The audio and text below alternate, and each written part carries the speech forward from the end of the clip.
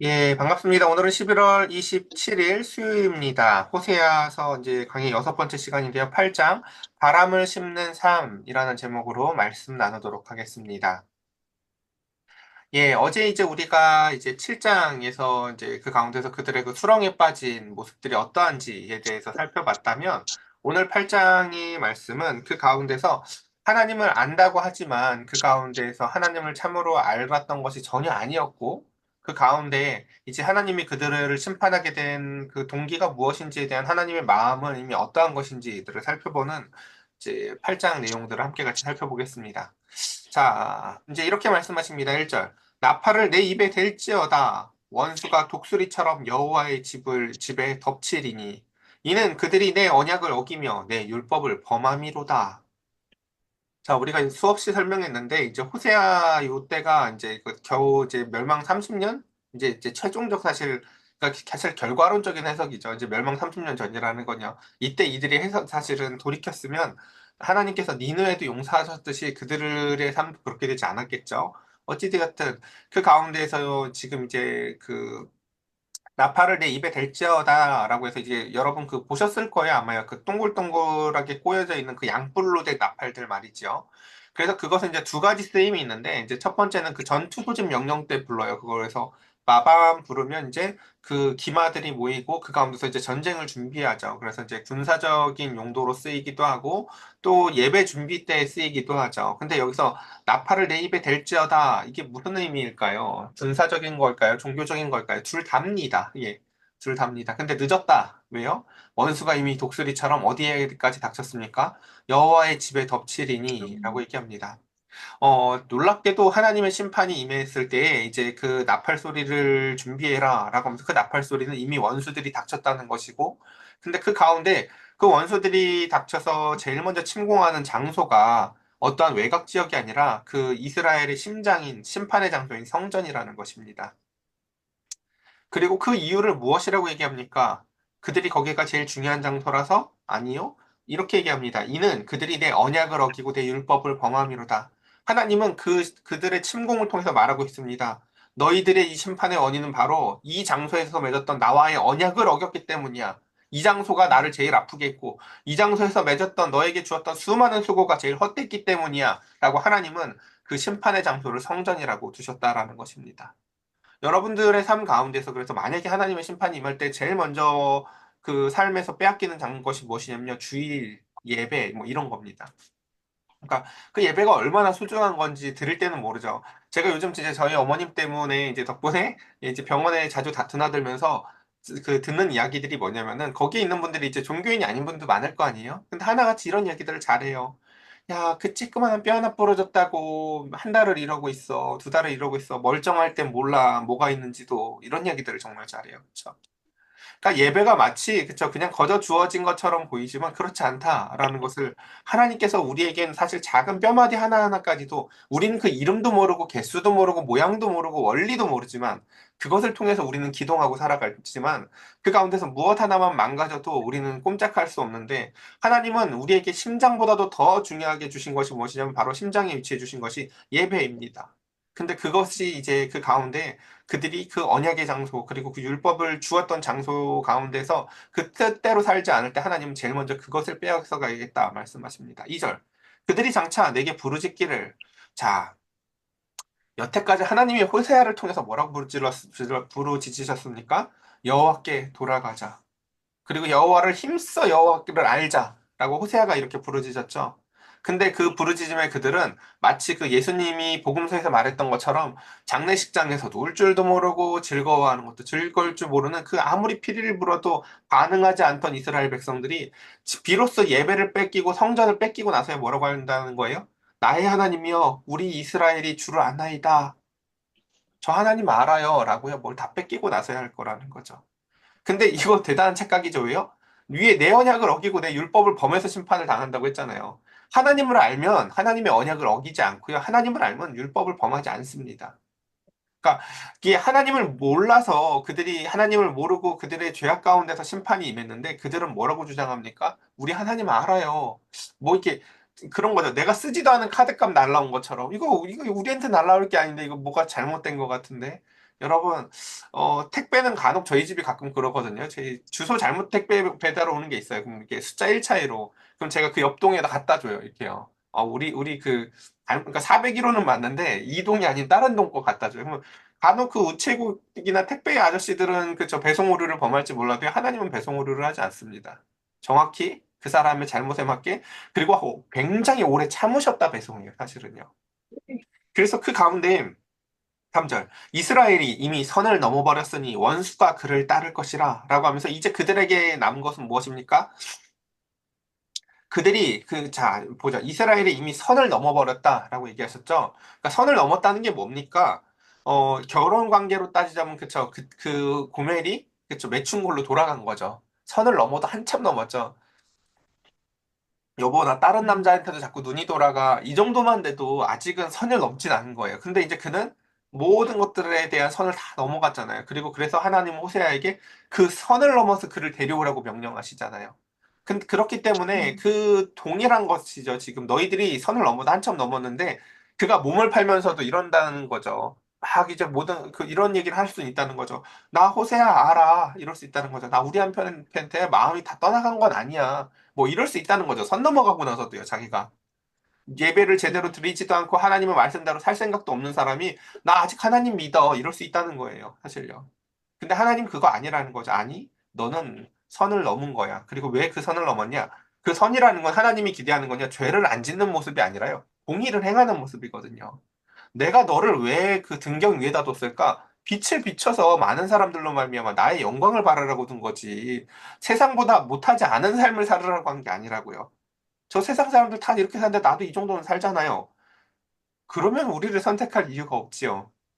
그래서 선을 행하지 않는 예배. 그러니까 하나님을 안다고도 생각하지만 하나님의 뜻대로 살지 않아요. 하나님의 뜻대로 행하지 않아요. 그래서 세상과 구분되지 않아요. 그렇게 그 가운데서 그렇게 그 선을 행하지 않는 예배의 결말이 무엇입니까? 결국은 원수가 그를 덮치게 되는 것입니다. 음, 그다음 4절. 그들이 왕을 세웠으나 내게서 난 것이 아니며 그들이 지도자를 세웠으나 내가 모르는 바이며 자, 여러분 그 성경은요 굉장히 논리적이에요. 그러니까 그래서 제가 제일 안타까운 것 중에 번역 앞에 왜냐하면 막 이런 거 빼는 게 제가 그게 제일 답답해요. 왜냐하면 그런 게 논리적으로 읽으라는 제일 중요한 힌트들이거든요. 앞에 이야기를 했다 왜 이 이야기를 했을까? 지금 앞에 보면 하나님이 지금 너희들은 심판을 당하는 것이야 선을 넘은 것이야 라고 얘기를 했죠. 4절이 왜냐하면을 설명하는 거예요. 왜 너희들이 어디서부터가 문제였는지 아니? 가 사절이 얘기해요. 뭐예요? 왕을 세운 거부터가 문제였어. 라는 거예요. 음, 아니, 우리가 충분히 얘기하고 하나님 허용해 준 거 아니었어요? 아니에요. 예. 음, 하나님은 그거 아니라고 사실 수없이 얘기했는데 그들이 계속 조르니까, 그래, 인격적 하나님이시니까요. 저도 제 딸이 그 나쁜 색소 들어가고 나쁜 음식을 하도 졸으면 주기도 해요. 근데 그거 제 뜻은 아니에요. 왜 주는 걸까요? 스스로 그것을 버릴 수 있도록 기회를 주는 거예요. 먹어도 된다고 허용한 게 아니라고요. 먹고 네가 코도 막혀보고 답답해보고 두드러기나 여드름도 나보면서 아 이거 나쁜 거구나 깨달으라고 허용을 하는 거지. 그거 내가 허용해 준 게 아니라고요. 허용이라는 단어를 잘못 오용하면 안 돼요. 이거 이상하다. 그래도 어쨌든 아빠가 먹어도 된다고 했는데 아니라고요. 왕정도 그래요. 하나님이 그 가운데서 이 죄악의 뿌리가 내 뜻에서 벗어난 왕정 때문이었다라고요.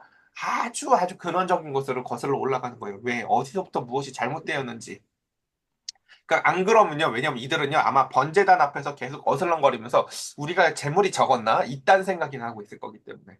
야, 그런 데서 문제를 찾지 마. 문제는 아주 근원적인 거야. 너희가 그러니까 사실 정확히 얘기하면 이건 이렇게도 표현할 수 있어요. 왕정이 문제다라고 표현을 하는 것도 아니고 사실 정확히 이거예요. 너희는 내 말을 듣질 않았어라는 거예요. 예. 하나님이 수없이 말했잖아요. 세우면은 걔가 너네 괴롭힐 거고 하면서 그게 계속 뭐예요? 안 된다는 얘기하고 있는 거잖아요, 사실은요. 근데 달라잖아요, 계속. 그러니까 문제가 왜 안 듣는 거예요, 안 듣는 거. 그냥 아무리 말을 해도. 그래서 그것은 내게서 난 것이 아니고 그들이 지도자를 세웠으나 내가 모르는 바이고 그들이 또 그의 금으로 결국 우리 십계명에서도 이거 여러 번 배웠죠. 우상 숭배의 핵심이 뭐다? 결국 자기를 위한 거. 주일날 예배를 오면 우리 주일날 예배 왜 가는 거예요? 내가 복 받으려고가 아니라 하나님께 감사하고 하나님께 기쁨을 드리고 하나님과 관계를 맺으려고 하는 거예요. 그리고 그 관계를 맺었던 서로 하나님과 관계를 맺은 성도들 만나려고 가는 거고요. 그리고 그 모든 목적이 뭐예요? 하나님을 기쁘게 해드리려고 하는 거라고요. 그러니까 주일날에 교회에 있는 수많은 편리를 위한 용품들은 사실은 우리가 편하자고 놓는 것이지만 그 주일날 예배가 우리가 좋자고 하는 건 아니에요, 여러분. 하나님을 위해서 가는 것이에요. 하나님을 위해서 우리가 무언가를 할 때 이게 우리의 본래 기능이구나라는 걸 깨닫도록 하나님이 임재하실 거거든요. 우리의 마음속에 그런 거죠. 나는 왜 이런 디자인을 가지고 태어났을까 알지 못했는데 우리의 고난이라는 그 디자인된 삶 가운데 하나님이 등불을 붙이실 거예요. 그러자 내 고난이 기름이 붙어서 막 빛나는 삶을 바라보면 오 이건 뭐지? 라고 나한테 몰랐던 기능. 여러분 혹시 가전제품들 중에 그런 거 없으세요? 야 이게 이 제품이 이런 기능이 있었어? 하면서 한 3년 쓰다 발견하는 거. 왜요? 안 읽거든요. 그 사용 설명서들을. 그런 경우 종종 있죠. 예. 사람들의 삶이 사실 그러기가 쉬워요. 그냥 내 삶이 왜 이 모양이지 했는데 하나님이 거기다가 하나님 만나서 그 가운데서 사명을 받고 거기다 성령 부어서 불 붙여 보면요. 야, 내 삶이 원래 이러라고 주어졌던 거구나라고 사람들이 깨달아요. 그럼 진짜 신나죠. 사실 무슨 마음인지 아세요? 새로 산 기분이에요. 원래부터 있었던 건데. 음, 그것처럼 그 가운데에서 결국은 파괴되고 말리라라고 하면서 자기를 위한 삶은요, 이 결말이 결국 이럴 거라라는 거죠. 5.5절. 사마리아여, 내 송아지는 버려졌느니라. 예, 이 송아지도 기억나세요? 뭐였나요? 북왕국 이스라엘이랑 남유다라 갈라지니까 그 왕이 속으로 그러잖아요. 야, 씨, 내가 땅덩어리는 넓고 군사력은 넓지만 백성들이 그래도 예배는 예루살렘인데 하면서 넘어갈 때마다 이러다가 언젠가는 마음을 빼앗기는 거 아니야? 라고 하면서 야야 저 단과 베델에다가 송아지 그 요즘 유행하는 게 송아지지 그치 그거 만들어라 그거 야 그러면서 그 가운데서 그 여로보암이 그쵸 여기서 예배드려라 똑같다 그쵸 1계명이 뭐였죠? 10계명이 1계명이요? 너희는 나 외에 다른 신을 섬기지 말라고 했잖아요 그쵸 음, 이게 그거야 의미는 똑같은 거야 예전에 어떤 그 제정신 아닌 사람이 주일날 예배를 안 가도 하나님은 어디나 계셔 산에서도 예배할 수 있는 거야 라고 하면서 주일날 등산 다녀도 된다는 정신없는 소리나 이래. 야 모양이 송아지든 뭐든 다 하나님이 만든 거야 라는 소리가 똑같아요 그렇지 않습니다 여러분 하나님이 하신 말씀을 잘 들어야 돼요 그래서 내 진노가 무리를 향하여 타오르나니 그들이 어느 때에야 무지하겠느냐 결국 자신이 하나님 앞에 듣는 것이 아니라 자신의 뜻대로 만들어가는 수많은 것들은요, 다 파기되고 그 가운데서 그 모든 것이 사실은 죄악으로 쌓일 것입니다. 6절. 이것이 이스라엘에게서 나고 장인이 만든 것이라 참 신이 아니니 사마리아의 송아지가 산산조각이 나리라 라고 하며 그 가운데서 하나님은 그러니까 얼마나 오래 참았는지를 알 수 있죠. 저였으면 저거 바로 부셔버리고 싶었을 것 같거든요. 그 수많은 사람들을 오해하게 만들고 그 가운데서 자기 욕심으로 만들어진 그 어떠한 것을 말이지요. 7절. 그들이 그러면서 이제 이 당시에 있었던 이게 유명한 이제 속담인데 하나님은 정말 그 인간의 지성의 연약함을 잘 아셔서 그 가운데서 그들이 갖고 있는 문화를 잘 활용해요. 그 속담을 딱 뒤집어서 이렇게 얘기해요. 니들이 어떻게 한 게 뭔지 아니? 바람을 심고 광풍을 거두려고 하는 거야. 여러분 상상해 보세요. 농부가 있어요. 많은 사람들 눈에 안 보이는데 바구니에서 뭘 자꾸 꺼내서 여기다 뭘 심어요. 근데 보니까 손에 아무것도 없어요. 그리고 분명히 아무것도 안 심는 걸 분명히 그러니까 봤는데 또 가을 됐다고 그거 거길 또 뒤집으면서 그 가운데서 막 바람이 부는 그 가을의 그 밭에서 뭘 거둔대요. 하나님이 보시는 그 우상 숭배자들의 모습이 그렇다는 거예요. 쟤는 교회는 와. 음, 근데 보니까 그 가운데서 말씀을 듣고 말씀대로 행하는 게 없어요. 그러니까 맨날 바람만 심는 거예요. 말씀대로 행한 게 없는데 또 나중에 부흥회한다고 와가지고 뭘 또 거둘 줄 알아 자기가 심은 게 없는데 공의를 행한 게 없는데 하나님을 의지해서 행한 게 없는데 하나님의 음, 말씀대로 살아본 게 없는데 하나님의 말씀대로 살아보는 게 심는 거거든요. 아, 주님, 저는 죽을 것 같은데 주님이 이렇게 말씀하셨으니까 제가 왕정을 포기할게요. 주님께서 이렇게 말씀하셨으니까 내 백성들이 내 국경을 넘어가서 예루살렘에서 예배를 드릴 때마다 마음은 아프지만 내가 저기다 그래서 송아지를 세우고 싶은 마음이지만 주님을 의지해 볼게요. 라고 하면서 내 뜻을 버려보는 경험을 통해서 무언가를 심어본 게 없는데 거둘 게 뭐가 있겠습니까? 그러니까 거두는 것도 없겠죠. 그래서 여러분 그 이사야서에서 아유 이 시간 길어질 것 같아서 빨리 끝내볼게요. 이사야서에서 그 시온 하나님의 백성들의 사명이 뭔지 기억나시죠?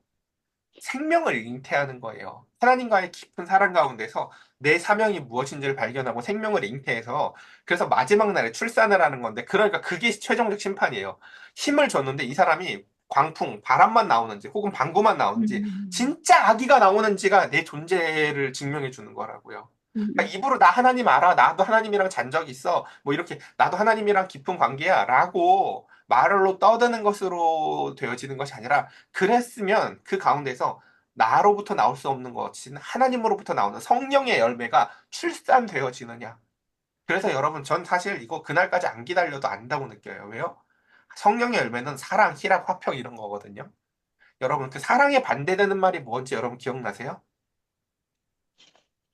음, 무례히 행치 아니하며예요. 음, 제가 교회 안에서 제일, 그러니까 대부분의 사람을 기다려주지만, 그 가운데서 제일 이렇게 경계하는, 안타까워하는 사람이 뭐냐면요, 무례한 사람이에요. 왜냐면 그 무례한 사람은요, 심판의 시간이 길지 않아요. 생각보다. 왜냐면 다른 사람에게도 악한 영향을 주기 때문에 하나님이 뭐 이렇게 아픈 사람, 고난 있는 사람은 기다려줘도요, 무례한 사람은 오래 기다리지 않아요, 보면요. 예. 어쨌든, 빨리빨리 넘어가 볼게요.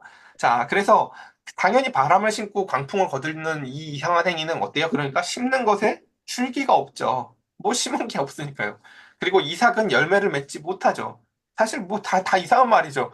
뭘 심은 게 바람인데 뭘 거두고 뭘 하겠어요. 생명이 없는 것들을 심었잖아요. 생명이 없는 송아지를 심어놓고 그 나무로 만든 혹은 금으로 만든 송아지를 심어놓고 거기에서 뭐 이 은행 이자를 기대하나? 그 모르겠어요. 네, 어쨌든 혹시 맺을지라도 이방 사람이 삼키리라. 만약에 맺었다고 쳐도 그렇다는 거죠. 그 다음 8절. 이스라엘은 이미 삼켜졌은즉 이제 여러 나라 가운데 있는 것이 즐겨 쓰지 아니하는 그릇 같도다. 그러니까 이게 참 가슴 아픈 거죠. 하나님의 목적은 뭐였어요? 이방 한가운데에다 놔둬서 그 모든 사람들의 빛을 한 번에 빵 비춰가지고 와, 세상 저 한가운데에서 저 팔레스타인 땅 한가운데에서 수많은 유럽과 아시아와 그 아프리카를 맺는 그 한가운데에서 전쟁의 요충지인 그 장소에다가 나라가 있는데 그 나라가 군사력이 아닌 하나님의 뜻을 섬기면서 그 가운데서 살아가는 모습을 보면 저렇게도 살 수 있구나라는 건 빛내는 등불로서 하나님은 그 가나안 땅에다 이스라엘을 놓았다고 하는데 그들이 세상이랑 조금도 다르게 살지 않으면 하나님 입장에서는요 그릇이 구분이 안 된다는 거죠. 내가 저 종지 그릇을 쓸 이유가 없는 거죠. 그러니까 이미 삼켜져서 쓸 데가 없다라는 거죠. 어떤 것이요? 즐겨 음, 쓰지 않는 그릇. 그러니까 표현이 즐겨 쓰지 않는 그릇이지 정확한 의미는 뭔지 아시겠죠? 쓸 데가 없는 그릇이에요. 쓸 데가 없는 음, 그릇. 그래서 등경 위에서 불을 비치는 게 아닌 이상은요, 그리스도인요, 세상에서 제일 쓸모없는 존재예요. 그러니까 그 가운데서 세상에서도 잘나고 싶고, 하나님 앞에서도 또 뭐 이렇게 했다. 순서를 잘 생각하셔야 돼요. 하나님이 쓰실 때 세상에서도 쓸모가 있어요. 자, 그 다음 보도록 하겠습니다. 음, 9절. 그래서 또 왜 이런 일이 벌어졌는가? 계속 논리적인 설명들을 하는 거예요. 왜 이렇게 됐지? 그들이 홀로 떨어진 들나귀처럼 아수르로 가버렸고 에브라임이 값주고 사랑하는 자들을 얻었도다. 이거 무슨 장면인지 아시겠어요? 호세아가 아니 그러니까 고멜이 내가 다른 사람들한테 사랑받고 싶어서 선을 넘어가는 장면들을 지금 형상화하는 거예요. 근데 그 고멜이 그랬던 것처럼 그들은 하나님을 두고 마음이 어디로 갔어요? 아수르로 가고 아수르한테 심판받죠, 결국은. 그쵸? 그리고 그들을 정말 부끄러운지도 모르고 이렇게 얘기하는 거죠. 갔다 와서 막 압수를 자랑하는 것처럼 내가 새로 사랑하는 사람 만났어. 이러는 것처럼 말이죠. 아주 그냥 우리 백화점이나 어디 세상 문화에 조금만 눈 돌아가 보면 얼마나 좋은지 우리가 막 그 마음속에 흠모하는 것처럼 그 가운데서 아수르의 그 강력한 군사력과 문화에 마음을 홀딱 빼앗겨 버린 그것으로 말미암아 그 부끄러운 줄 모르죠. 그러니까 여러분 진짜 최악 중에 최악이 이런 거예요. 그러니까 교회에 와서요. 세상 자랑하는 사람들이에요. 정말. 죄송해요. 제가 말을 함부로 해서 진짜 입을 꼬매버리고 싶어요. 교회에 와서 세상을 전도하는 사람들이 종종 있어요. 야, 야, 그 차 타봤어? 그거 얼마나 좋은지 몰라. 야, 세상에서, 야, 어디 가봤어? 그러면서, 아니, 교회에 와서 자기가 경험한 저 세상을 자랑해요. 앗수르를 자랑해요. 그러면서 10절. 그들이 여러 나라에게 값을 주었을지라도 이제 내가 그들을 모으리니 그들은 지도자의 임금이 지어준 짐으로 말미암아 쇠하기 시작하리라. 그들은 창기처럼 저렇게 살지만 세상은 10절에 하나님이 말씀하신 것처럼 될 거라는 거죠. 하나님이 그렇게 말씀하셨었잖아요. 너희가 임금을 달라고 했던 그 시작점으로 말미암아 시작한 건데 그 임금은 너희한테 짐을 지우게 될 거든. 그래서 너희는 계속해서 그 다툼 가운데서 결국은 쇠하게 될 거야. 라는 것이죠. 자, 이제 거의 다 음, 왔습니다. 에브라임은 죄를 위하여 제단을 많이 만들었더니 그 제단이 그에게 범죄하긴 것이 되었도다. 그러니까 이 11절이요. 제일 하나님 입장에서 가슴 아픈 소리예요. 뭐예요? 나는 그 하나님이 처음에 기억나세요? 신혼방을 만들었어요. 그게 성막이에요. 여기가 너랑 나랑만 살아가는 우리 신혼방이야 라고 하면서 볼품은 없지만 하나님이 저 천국에 있는 하나님의 어떠한 그 천국을 모티브로 해서 그 규격까지도 정확하게 모세한테 알려줘서 만든 그 성막이라고요. 여기가 너랑 나랑 있는 신혼방이야 라고요. 근데 하나님이 음, 그거 만들어주면서 동시에 또 하나 준 게 뭐냐면은, 그러니까 성막을 주고 그 가운데서 너희가 그 온전히 율법을 못 지킬 걸 알기 때문에 또 이런 그 제사 제도를 함께 주는 거야 라고 하면서 번제단을 만들어주고 하면서 여기서 너 혹시나 나랑 말씀을 어겼을 땐 여기서 이렇게 이렇게 하는 거야 라고 같이 만들어줬다고요. 이거 다 왜 준 거예요? 그들이 죄를 져도 나하고 관계를 잃지 않게 만들려고 준 게 바로 그 제단이었다고요. 음, 혹시 제가 저희 집사람한테 딱 부탁한 게 연애 때 하나였거든요. 제가 좀 고집이 세서 내가 사과를 잘 못해도 먼저 좀 이렇게 해줘. 마음이 그런 게 아니야. 뭐 이런 얘기를 했었는데 그것처럼 그 가운데 하나님은 이 백성들이 죄를 지었을 때에도 그 가운데서 네가 죄 졌다고 낙망하고 가버리지 마. 이렇게 돌아오면 돼. 라고 그 길을 제2, 제3의 루트를 재단으로 만들어줬는데 그러니까 이게 뭐예요? 관계를 위해서 죄를 졌을 때 그걸 만들어줬는데 그걸 가지고 그들은 뭐 했다는 거예요? 그 죄단을 범죄하는 도구로 만들었다는 거죠. 거기에서 그 가운데서 음, 그러니까 저는 교회 그러니까 집에 가정에서 제일 중요한 공간은 중에 하나를 침실과 더불어서 전 주방이라고 생각하거든요. 주방이 딱 어떤 곳입니까? 제일 가족들을 많이 묵상하는 곳이에요. 누구를 위해서 뭐를 막 지지고 볶고 누구를 위해서 열심히 다듬고 깎고 하는 곳이죠. 그러니까 그 재단 같은 곳이 가정에서는 사실은 주방이라고요. 근데 그곳에서 내가 만든 음식이 가족을 병들게 만드는 음식을만 만드는 어떤 이상한 엄마를 생각해봐요. 그거 진짜 이상하죠. 가족을 사랑하기 위해서, 가족을 건강하게 하기 위해서, 가족을 기쁘게 하기 위해서 준 주방이 그 가운데서 가족을 병들게 만드는 장소로 전락했다고 쳐보세요. 저기서 나온 음식을 먹고 가족이 병들고 저기서 나오는 모든 것들로 말미암아 무슨 문제가 생긴다고 했어요. 정말 이상하죠. 하나님 입장에서 재단이 그렇다는 거예요. 내가 음, 이것을 위해서 주었는데 그것이 오히려 모든 것의 범죄의 도구가 되었구나.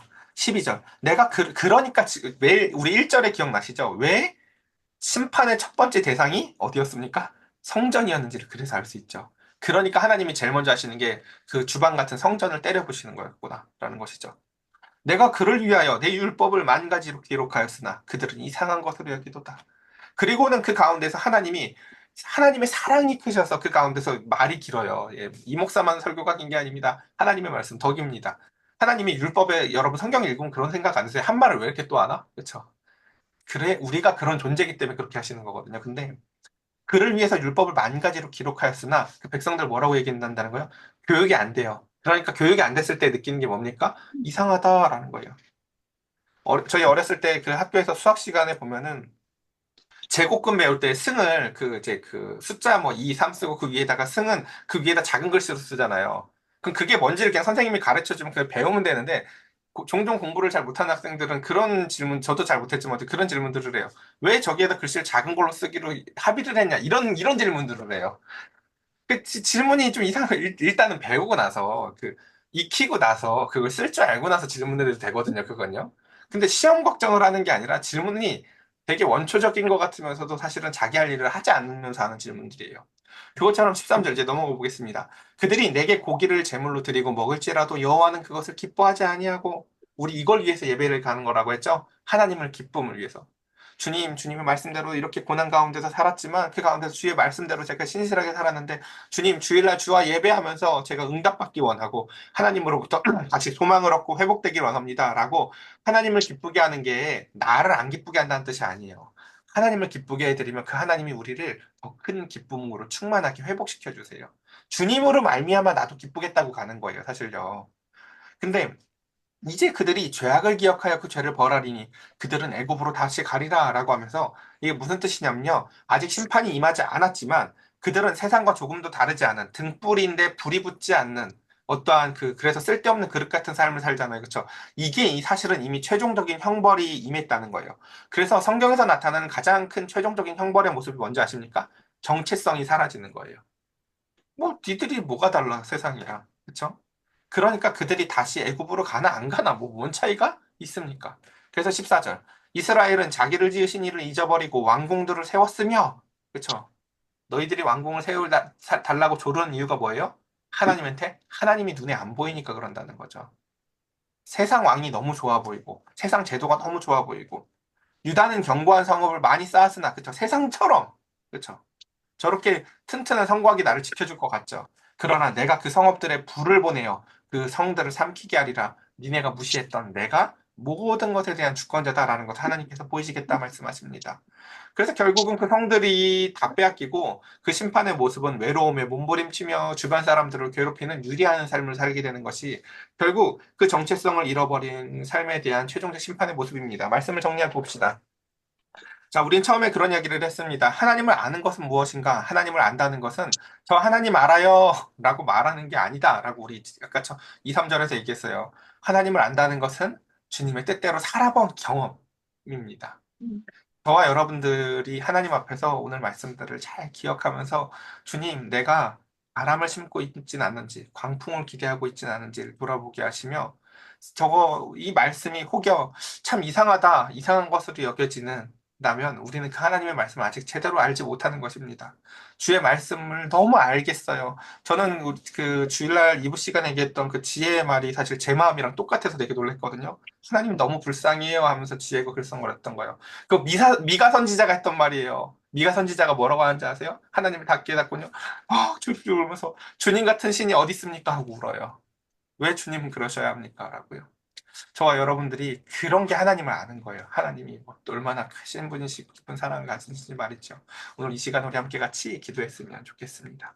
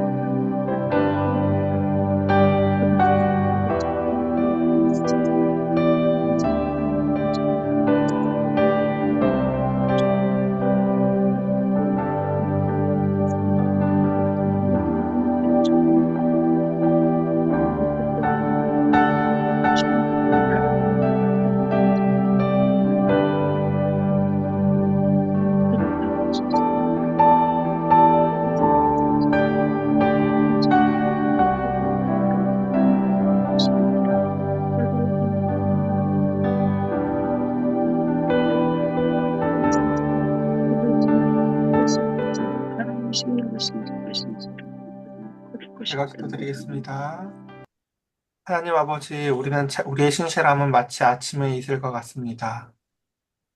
며칠만 청소를 하지 않아도 눈에 보이지 않았던 먼지들이 자욱히 쌓여져 있는 우리의 집안들처럼 우리의 마음은 하나님 앞에 말씀에서 조금만 멀어져도 기도 생활을 조금만 게을리해도 또다시 먼지 쌓여진 그릇과 같이 하나님 앞에서 멀어지는 것을 봅니다. 주님, 우리도 주님 앞에 신실하길 원합니다. 하나님을 안다고 입으로만 말하는 것이 아니라 늘 그 말씀을 마음에 그리고 삶 가운데에서 그 고난 가운데서 주님을 더 깊이 알아가는 즐거움을 가지고 살길 원합니다.